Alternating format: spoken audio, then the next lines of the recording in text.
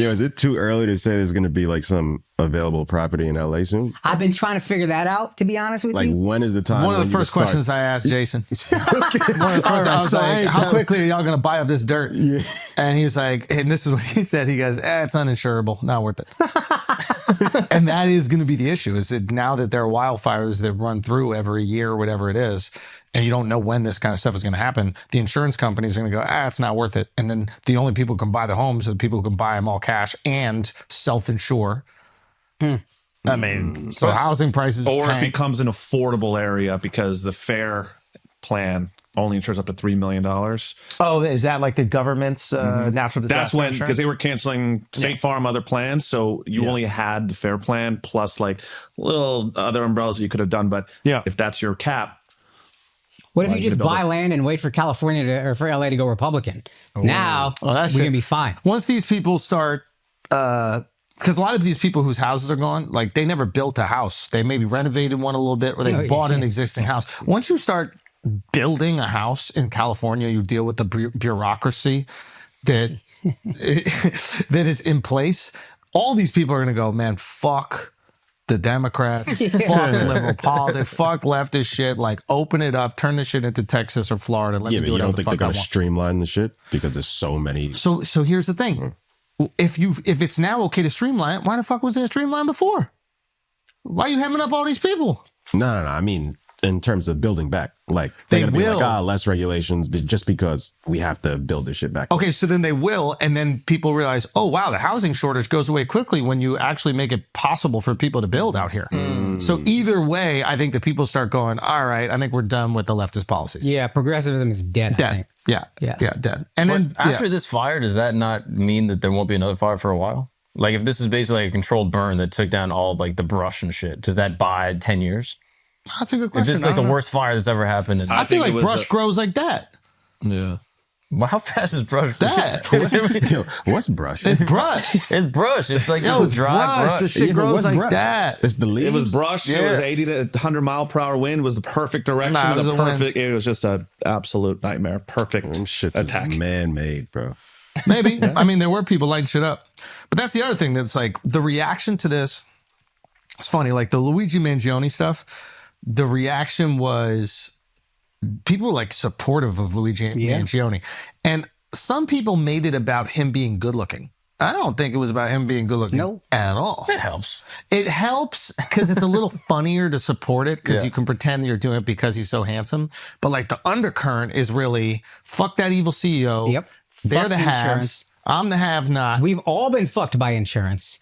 And this is health insurance, so it's life and death. They play with your life.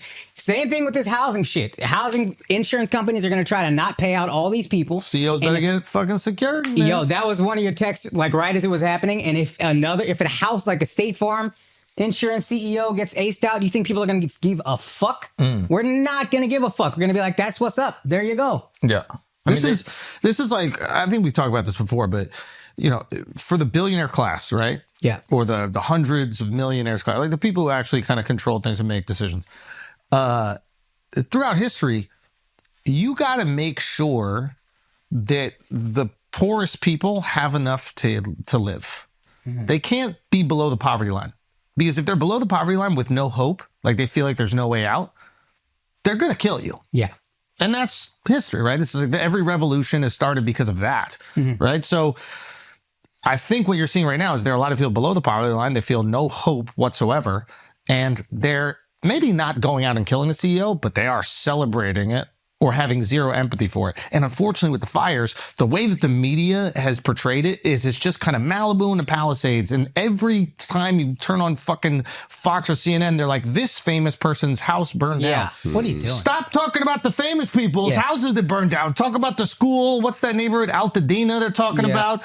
It's just like, talk about the poor people who are renting that no longer have a house and all their family heirlooms are done. Yeah, or they put all their money into this house. They don't have a lot of money, but you got a house in California that's going to appreciate. Now that's gone. Insurance not paying out. Also, just the idea, like, if you don't have anything, hearing someone's house that they own burn down, the knee-jerk reaction is to not have empathy for that, because you're like, I don't even have a house to burn down. Yeah. Like, you're immediately putting us in this position of have-nots. Nobody's talking about like all the landscapers that no longer have work because their entire neighborhood and area that they landscape is melted, right? There's a lot of people who are fucked because of this. I think the best like portrayal of it is just like, what did you lose in the house? People can relate to that. Yeah. You know, I lost all the pictures of my daughter. I lost all the pictures of my family. I lost these family heirlooms. Like, I would be sad if I lost those things. Yeah, But when you talk about $40 million Malibu house, also don't even talk about the Malibu house. Don't even bring that shit up. Whether that exists or doesn't exist, nobody want to hear about it. Yeah. Because nobody lives only in Malibu. That's your second, third, fourth house. It's $50 million. Nobody gives a fuck right now. Just point that shit at Altadena. Point that shit at those families. Where are they staying? Are they in motels? Do they have clothes? Like, what do the kids do? The kids go to school? That's the only way to get it. Yeah. You're also so desensitized. Like, just in general. Like, you just see wars everywhere, and then you see someone lost a house, and you're like, well, it's not as bad as the thing I saw 2 weeks ago. It's crazy because you don't hear about the, like, it's death toll also. Yeah. Yeah, Like, when you hear 25 people died. 25 people died, you're like, first of all, it's tragic. Obviously, 25 people died. But that's like half a school shooting. Yeah, Right? we're desensitized to 25. Yeah, like, it's crazy. Like, so to us, when you hear all this damage, it's almost like if you resent the people who have and this like super wealthy class of people, if you resent them, it's almost like the perfect tragedy, because you're like, wait a minute, so all the billionaires' houses got burned down and few people died? Thank you. Amazing. Great. This tapped into that resentment that I had and made me feel good. Now you guys know the pain. Yeah. I don't know. I feel like there's an overwhelming support for what's going on over there. I Like, think there's an everybody undercurrent of really this, cares. but I largely do feel a lot of that. But I do think there's an undercurrent of see- people that are everybody. easily written off. No, there's some comment sections that are crazy. Oh, and also really? Palisades. Think about, there's also people that have lived there. An 80-year-old is not going to take the time to rebuild and start over again versus, or it's that first couple. This is their first dream house, their first, like, their kids' schools burned down. Yeah, They got to yeah. adjust. This is tragic. There's so much, like, I think Palisades LA as is well was like a rallying. real enclave of like locals. Like, that was a dream neighborhood that was actually pretty well balanced. Of course, really rich homes, but it's tragic. I think no, it's LA is tragic. rallying behind it, and there's a lot of support in LA.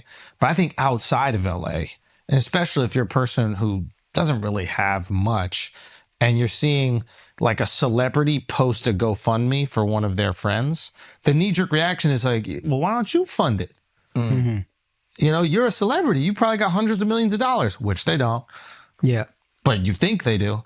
So I think I looked at some of these comment sections. Also, like, making it about Gaza is just, it's like, bro, the comments like, this is Gaza every day. It's like, nobody asked. We're talking about California right now. Yeah. We're talking about LA. Yeah. But I don't like the left-right stuff going on either. Like, Yeah, you're saying like the politicization of the event. that, and also some people on a certain side are like, oh, you know what, we're going to hold funding until they agree to a whole bunch of other stuff. And I'm like, yo, when something this tragic happens, like, you just throw the money at it and let's just get everybody in a good place before you try to bring politics into this bullshit. Yeah, I mean, I'm not against bringing politics in, Why? because politicians make decisions that they have to be accountable for. But I'm supportive of being critical of politicians on both sides. So if these politicians are withholding funding simply to leverage the tragedy, let's be critical of that. If these politicians over here withheld funding to the fire department, withheld funding to the things that clear the brush, and withheld some or had some policy that affected the amount of water that could be in their reservoirs, hold them accountable for that.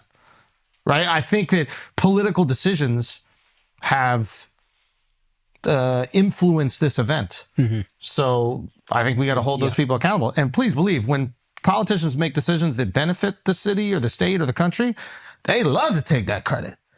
This is my economy. Even Barack, the best, it was my economy that he inherited. Like, I guess there's just no right time to talk about those things, but it's just like when you in the middle of the tragedy, like let's just focus on helping the people. I think Your all that anger needs extra an outlet. noise. Your Exactly. anger needs an explanation. I get what you- How the fuck did this happen? Now, apparently, like you guys said, it's a lot of confluence of events that's crazy. Hurricane level winds with the fire, with the drought, blah, blah, blah. But at some point, you also got to look at how the fuck it can't be perfectly planned. The city, all the money was spent correctly, et cetera, and then everything happened. And then we do feel like politicians don't really take accountability. It doesn't feel like Gavin Newsom is saying, you know what, I take responsibility for what I've done, blah, blah, blah. It seems like they're just like, let me make sure I get reelected again. Let me make sure I look okay out of this. Yeah. And then you look at that and you get grossed out because you're angry looking at this. You feel bad for those people. There's a perfect outlet. There's a human being who fucks something up and isn't taking accountability. Fuck that guy. I also think that it's an outlet for their frustration that preceded this.